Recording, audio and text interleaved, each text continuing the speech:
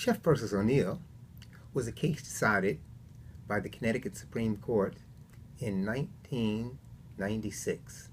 Sheff is a landmark decision brought in the state courts under a state constitution to challenge the racial isolation and segregation in public schools in Connecticut.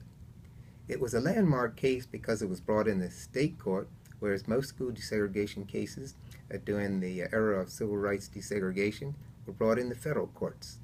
And the Sheff case was decided under a state constitution, a unique constitution that not only barred discrimination as an equal protection violation, but also barred discrimination based upon a race, and it established what is called the de facto test of segregation rather than the intent test.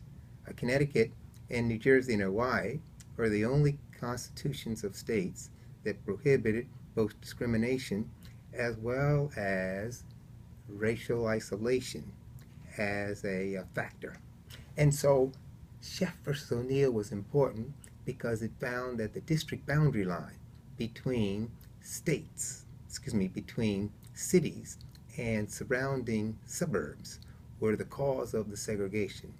And it also found that discrimination on the basis of existence itself and not without any intent is a violation of the state statute.